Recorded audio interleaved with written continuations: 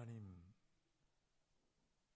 꿈꾸던 그날이 마침내 찾아와서 새로운 예배당에서 하나님께 이렇게 찬양을 올려드릴 수 있으니 정말 꿈꾸는 것 같습니다. 하나님, 우리가 언제 어디에 있든 중심으로 드리는 찬양을 받아주시고 그 일에 앞장선 우리 시온 찬양대 지휘자 집사님과 반주자 모든 대원들 위에 은혜를 더하여 주시며 찬양하는 성도들 위에 하나님의 한없는 사랑을 부어 주옵소서. 부족한 종이 잠시 말씀을 들고 단위에 섰으니 주께서 꼭 붙들어 주옵소서. 필요한 말씀만 전할 수 있게 주옵소서. 예수님의 거룩하신 이름으로 기도합니다. 아멘. 감사합니다. 감사합니다라는 말이 계속 나와요. 감사합니다. 오늘은 새로운 교회를 주셨기 때문에 교회에 관한 얘기를 함께 하고자 합니다. 교회에 관해 가장 중요한 성경 중에 하나인 에베소서, 오늘 2장 20절로 22절 본문으로 설교 제목은 내가 땡땡 교회입니다. 내가 교회입니다 라는 고백인데 거기 어떤 교회인가 답을 붙일 수 있도록 해두었습니다. 먼저 첫 번째로 오늘 본문 20절을 보시면 너희는 이라고 시작합니다. 너희는 1차적으로는 에베소 교회의 성도들일 테고 또 2차적으로는 오늘 이 말씀을 받고 있는 우리들에 해당하겠지요.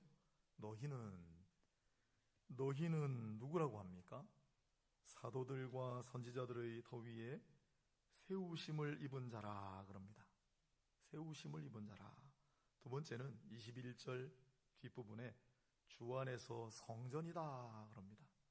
세 번째는 마지막에 예수 안에서 함께 지어져 가느니라 그럽니다. 너희는 세우심을 입은 자고 주 안에서 성전이 되어가고 함께 지어져 간다, 이렇게 이야기하고 있습니다. 에베소 교회 성도들을 향하여 건축을 소재로 삼아가지고 세우심을 받고 지어져 간다, 이렇게 얘기합니다. 에베소라고 하는 지역은 제가 밖을 많이 안 다녀봤잖아요. 우리 원로 목사님은 5대양 6대주를 많이 다니셨는데 저는 가본 곳이 그리스 터키인데 에베소를 방문했을 때 깜짝 놀랐습니다. 엄청나게 많은 유적이 남아있어요. 지금 봐도 놀랄 정도인데 다 황폐해졌으니까 2000년 전에 거기 사람이 살고 막 사람들이 구경 올 때 그때는 얼마나 화려하고 장대했을까. 거기 쭉 서서 보면서 그런 상상을 했더랬습니다. 그러니 에베소에 사는 사람들은 무슨 신전을 짓고 건물을 짓고 하는데 너무 익숙한 사람들이에요. 그래서 이 건축 용어를 쓰는 거예요. 정말 크고 화려하고 고대의 불가사의라고 여길 정도로 그런 건물들이 즐비한 에베소 지역에 사는 사람들을 향해 그러나 진짜 세워지고 지어지는 존재는 바로 사람이다 라는 사실을 선포하는 겁니다. 바울의 독창적인 관점이 아닙니다. 성경을 보면 창세기에 하나님께서 사람을 지으실 때 아담은 잘 아실 테고 하와를 어떻게 만드셨지요? 아담의 갈빗대를 취하시고 그것으로 여자를 만드셨다, 이렇게 되어 있습니다. 그 만드시다라는 단어가 바나라는 단어인데 영어 성경으로 보면 빌드라고 번역해놨어요. 건축 용어입니다. 하나님이 첫 사람을 지으셨다, 세우셨다, 마치 건물을 세우듯이 그렇게 말씀하세요. 그리고 예수께서도 친히 그와 같은 관점으로 말씀하신 바가 있습니다. 요한복음 1장 19절에 예수님 당시의 예루살렘도 건축과 굉장히 밀접한 연관이 있는 그런 곳이었습니다. 아시는 대로 당시 헤롯 대왕이 예루살렘 성전을 거의 신축하다시피 몇십 년 동안을 짓고 있었어요. 그러니 예루살렘 사람들의 관심도 저 아름답고 화려한 성전, 우리가 전에 듣기로는 대리석으로 금으로 막 포장을 한 엄청나게 화려한 성전이었다고 하죠. 언제 지어지는가? 로마 제국에 사는 사람도 예루살렘 성전은 언제 다 지어지는가? 초미의 관심사였어요. 그 예루살렘에 모여있는 사람들을 향하여 예수님 뭐라고 하셨습니까? 이 성전을 헐라, 내가 사흘 만에 일으키리라. 아니, 경종을 울리는 말씀이죠. 센세이션을 부른 말씀이에요. 왜냐하면 성경이 그 이후에 그 뜻을 해석해 놓았습니다. 이는 성전된 자기 육체를 가리킵니다. 예수께서는 눈에 보이는 그 건물, 화려하고 아름답게 포장하고 있는 그 성전 건물을 다 헐어버리리라 말씀하고 새롭게 성전을 지으리라고 선포하시는데, 그 새롭게 지으신다는 성전은 바로 자기 육체다. 그러니 사람이 성전이다라는 건 하나님이 처음 말씀하시고 예수께서 다시 강조하신 그런 원리입니다. 그리고 사도는 예수님의 그 말씀을 받아 또 아름답고 화려한 건축물이 있기로는 둘째가라면 서러워할 도시가 고린도거든요. 고린도. 사진에 나오다시피 지금도 저렇게 남아있어요. 이 고린도 교회의 성도들을 향하여 또 뭐라고 했습니까? 여러분이 바로 성전입니다. 너희는 너희가 하나님의 성전인 것과 하나님의 성령이 너희 안에 계시는 것을 알지 못하느냐? 사람 성전입니다. 또 고린도전서 6장에도 고린도 후서에도 사람 성전. 성전은 오늘날 용어로 하면 교회잖아요. 그래서 오늘 제가 빈칸으로 채우는 거기에 들어갈 말은 뭘까요? 내가 바로 교회입니다. 내가 바로 교회입니다. 내가 바로 성전입니다. 오늘 우리는 특별히 새롭게 짓고 새롭게 출발하는 교회가 되었습니다. 하지만 우리가 간과하지 말아야 할 것은 건물이 새로워진다고 자동적으로 새로운 교회가 되는 것은 아닙니다. 사람이 새로워져야 교회도 새로워지지 않겠습니까? 그러니 내가 바로 교회입니다. 이런 진리와 각오를 견지하고 교회다운 교회로 만들어져가는 우리 모두가 될 수 있기를 바랍니다. 초대교회 시절에 탄압과 박해가 많았습니다. 그리스도인들이 모여 있는데 로마 당국에서 추적해가지고 잡았어요. 그리고 취조를 시작합니다. 고문을 하면서 너희들이 모이는 교회가 어디냐? 너희 교회를 대라. 그때 한 사람이 그 모진 고문 속에서 손들고 이렇게 얘기했습니다. 내가 바로 교회입니다. 내가 바로 교회요. 그러자 그 옆에 있던 성도도 내가 바로 교회요. 우리가 교회요. 그 순교하신 분들의 터 위에 교회가 세워지는 거예요. 오늘 우리도 그러한 각오와 결단을 하며 살아갈 수 있게 되기를 소망합니다. 주님, 내가 교회입니다. 제가 성전입니다. 저와 여러분 한 분 한 분이 교회고 성전입니다. 아름답게 빛나시기 바랍니다. 하나님 영광을 마음껏 드러내시기 바랍니다. 교회답게 서가시길 바랍니다. 그런 교회 하나하나가 모여서 연결되어 성전이 되어 간다 그러잖아요. 그런 참된 교회들이 가득 모이는 이 온천 제일의 교회가 될 수 있기를 소망합니다. 두 번째로 내가 무슨 교회입니다. 제가 문장을 해놨죠. 본문을 근거로 할 때 어떤 말을 넣으면 좋을까요? 다시 20절을 보겠습니다. 너희는 사도들과 선지자들의 터 위에 세우심을 입은 자라. 그리스도 예수께서 친히 모퉁이 돌이 되었느니라. 그의 안에서 건물마다 서로 연결하여 주 안에서 성전이 되어가고.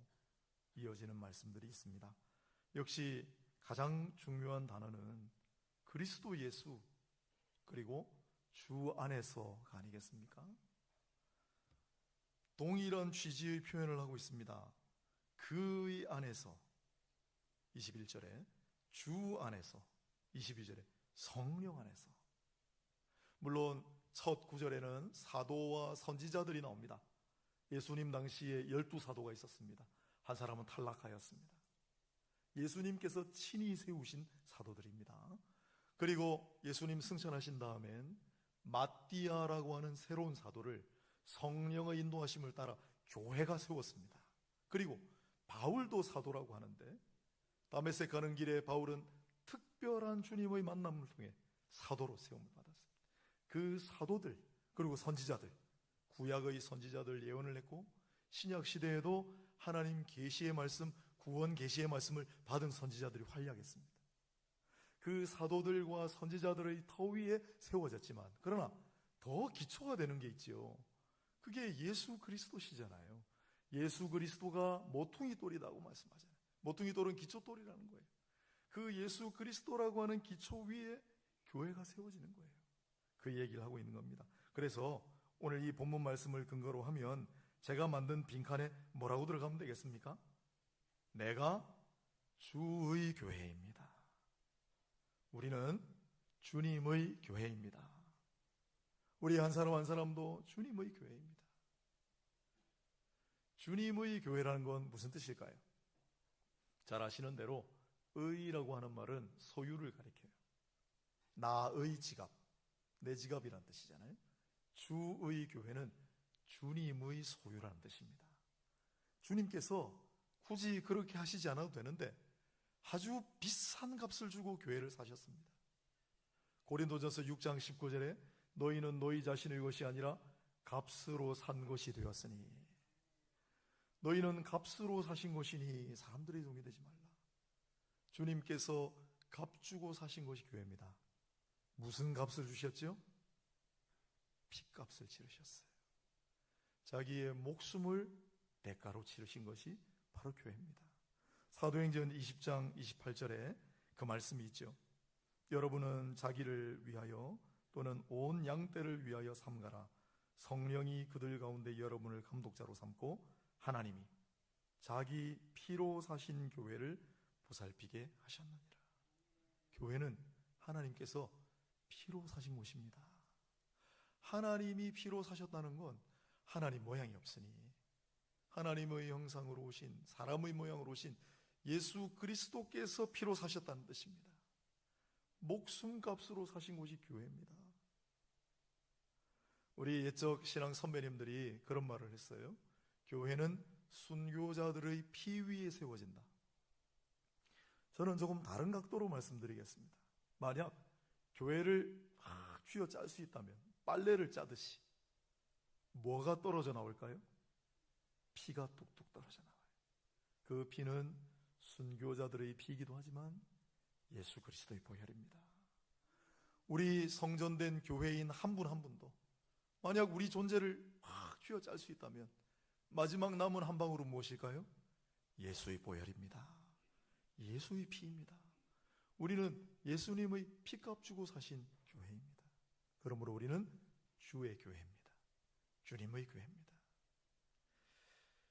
북한교회라고 하는 책을 쓰신 그분의 이름이 강석진 선생님이신데 여러 가지 성도들 이야기가 나옵니다. 이한나 집사님 이야기를 조금 해드리겠습니다. 이한나 집사님의 어머님이 신앙생활을 잘 하셨는데 아시다시피 북한의 공산정권이 들어서고 난 다음엔 신앙의 자유가 없어졌어요. 어머님께서 다니시던 교회가 십자가도 떨어져 나가고 황폐해졌는데 그래도 교회가 있으니까 어머님이 주일만 되면 갈 수는 없어요. 옷을 하얀 저고리를 갈아입으시고 정성껏 씻으시고 그 교회가 있는 곳을 향하여 예배를 드리시는 거예요. 찬송을 부르고 기도를 하고 그 모습을 보고 이한나 집사님 자랐습니다.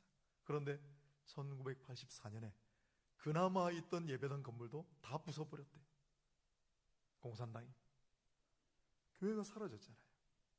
그래도 멈추지 않고 기도하고 기도하시다가 이 이한나 집사님의 어머님이 1997년 3월에 돌아가셨어요. 왜 돌아가셨냐면 너무 굶어가지고 너무 굶고 굶어서 결국은 폐렴으로 돌아가셨는데 유언을 이렇게 남기셨어요. 1997년입니다. 공산정권이 세습을 거듭할 때입니다. 하나님 아버지가 살아계신다. 너나 자식들이 아파도 하나님께 기도하고 기도를 쉬지 말고 계속해라. 어렵고 힘들 때면 하나님께 기도해라. 내게 있는 아들 하나, 딸 셋, 이 자식들은 하나님이 내게 준 재산이다.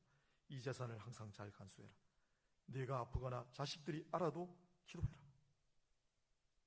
몇 마디 안 되는 유언 가운데 하나님 아버지께 기도하라는 말이 4번이나 들어갑니다.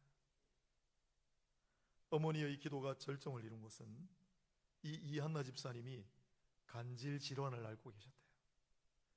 마지막 순간까지 이 어머니가 피눈물을 흘리시면서 딸의 병을 낫게 해달라고 기도하셨는데 그러고 가셨잖아요. 그런데 이게 웬일입니까? 어머님이 하늘나라 가시고 난 다음에 간질이 거짓말처럼 떠나갔어요. 그래서 주변 사람들이, 북한 사람들 아닙니까? 야, 그 오마니가 하늘 가면서 간질을 가지고 가시나 보다 그러더래요. 이 이한나 집사님이 매일 지금도 통곡하면서 기도를 드린다고 합니다. 하늘에 계신 우리 어머니에게 제 병이 나았다고 전해주세요. 제가 나은 걸 엄마가 보고 갔다면 이렇게나 마음이 아프지는 않았을 텐데. 이한나 집사님도 삼엄한 북한 정권에서 믿음을 유지하고 기도를 하며 살아 헤쳐나왔습니다. 왜요?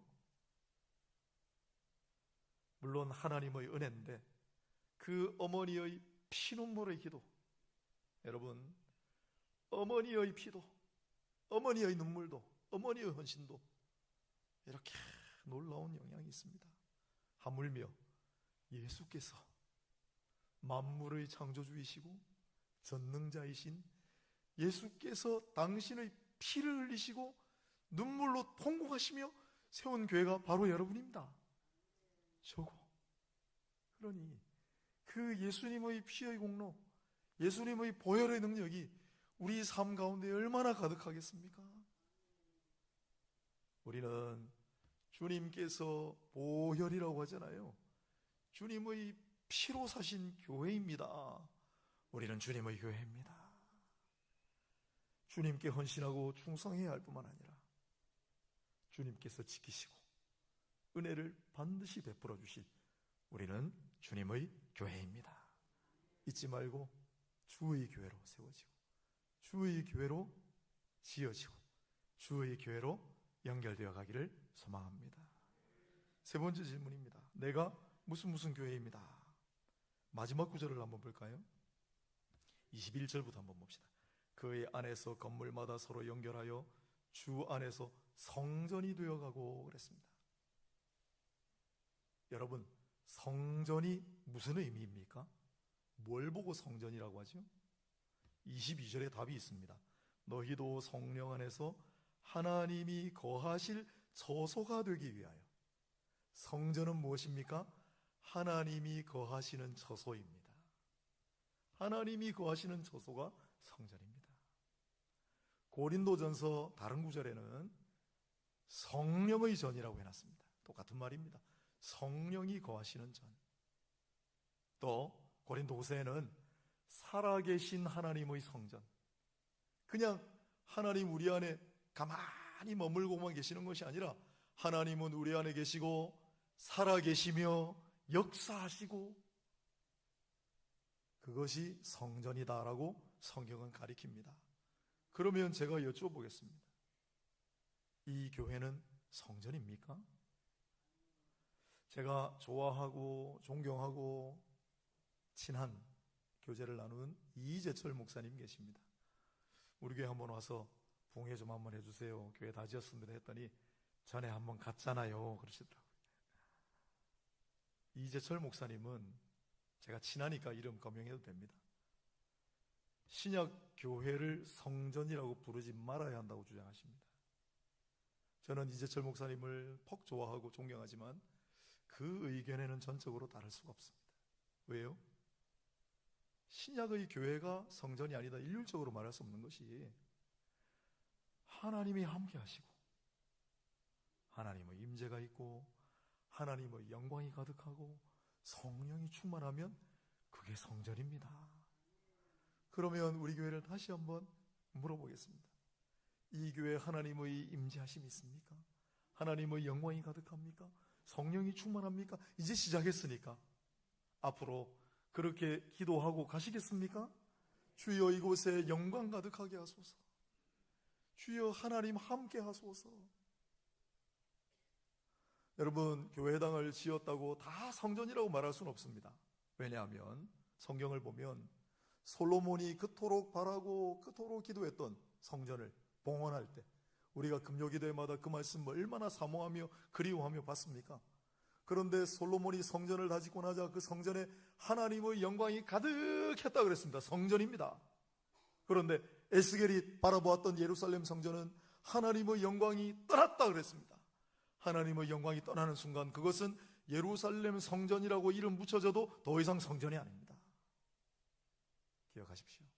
우리 교회가 성전 되려면 이곳에 하나님의 영광이 가득하고 성령이 충만하고 하나님이 역사하고 하나님의 은혜가 가득하고 우리가 하나님과 동행하고 하나님의 선한 뜻을 이루어내려고 몸부림치고 그런 교회가 될 때 이 교회는 성전교회가 될 수 있다고 저는 생각합니다.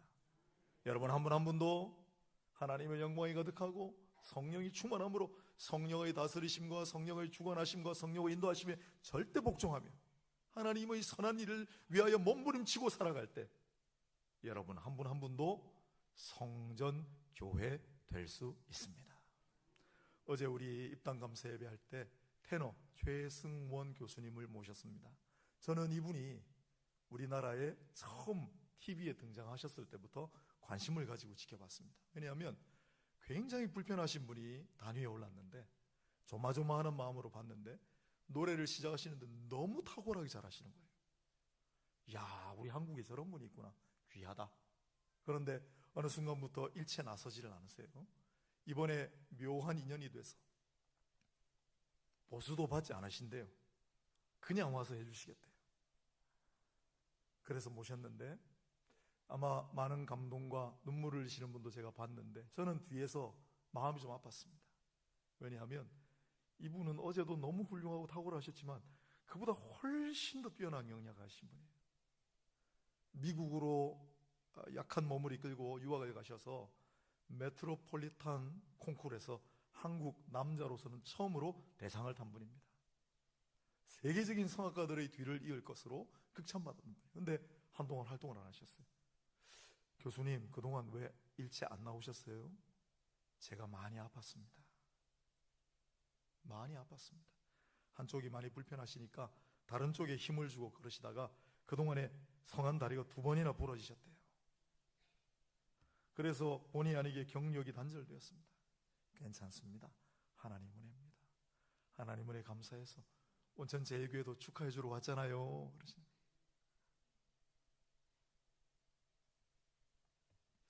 이분은 4살 때 소아마비를 앓고 지체장애인이 됐습니다. 한양대를 졸업하셨는데 미국으로 건너갔어요. 주목받기 시작하는 인생을 살았습니다. 그런데 이분 소원이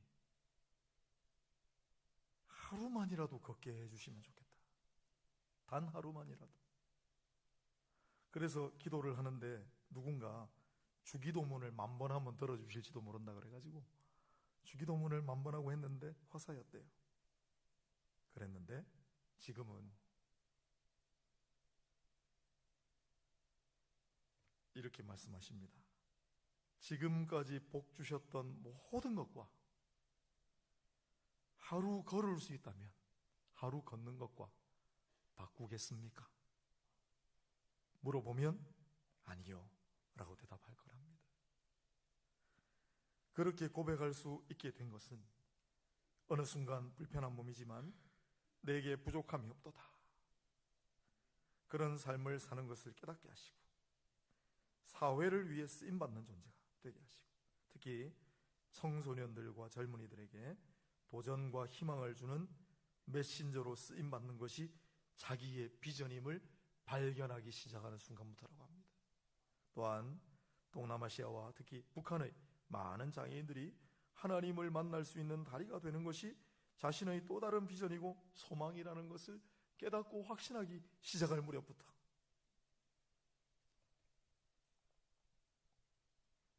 이름을 거론해서 미안합니다마는 우리 박철우 집사를 많이 생각했어요. 설교를 준비하면서. 지금까지 베풀어 주신 모든 것과 하루 걷는 것 중에 무엇을 선택하겠냐? 우리도 마찬가지입니다. 우리가 간절하게 소원하고 우리가 간절하게 바라는 게 있어요.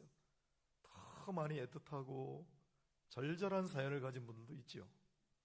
그렇다면 그걸 들어주는 것하고 지금까지 베푸셨던 모든 하나님의 은혜하고 그 감사하는 삶을 계속해 나가는 것과 어떤 것을 선택하시겠습니까? 사랑하는 여러분, 우리 연약할수록 하나님 내 안에서 강하시고 내가 부족하고 연약하지만 하나님 영광을 위해 쓰임받고 주여 나를 통해 일하소서. 하나님 나라와 복음을 위해 나를 써주소서. 하나님의 뜻대로 선한 일을 행하려고 하고 하나님과 동행하는 그게 성전이잖아요. 저는 최승원 교수님의 모습을 보면서 주 안에서 사는 삶이란 또 저런 모습이겠구나 생각을 했습니다. 사랑하는 여러분, 저를 포함하여 우리도 하나님의 영광을 위해 살고 내 안에 주가 계시다는 거, 모든 것이 하나님 은혜였다는 거 늘 감사하고 주와 동행하며 내가 약하고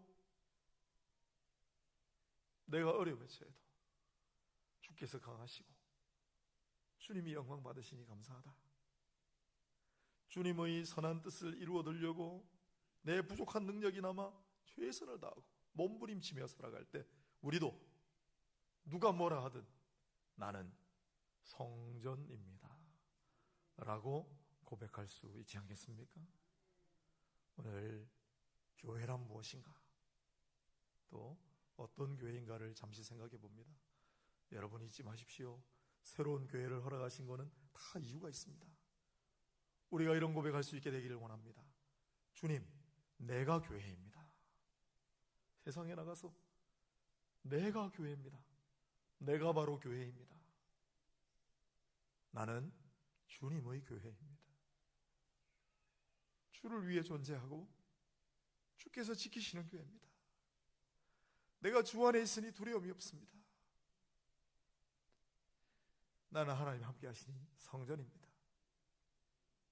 자신 있게 고백하고 결단하며 실천하며 살아가는 모든 한 분 한 분이 되시고 그렇게 세워져 가고 지어져 가며 그 한 분 한 분이 다 연결되어서 아름답고 선한 온전 제1교회를 이룰 수 있게 되기를 주님 이름으로 축복합니다.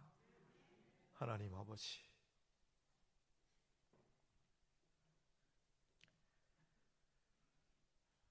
새롭게 교회를 허락하여 주셨습니다.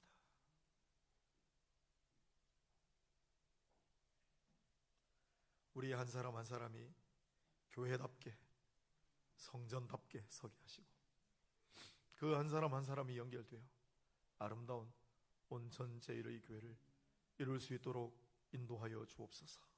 주여, 연약한 종들을 지켜주시고 보호하여 주옵소서. 어디로 가든지 손잡고 함께하여 주옵소서. 예수님의 이름으로 기도합니다.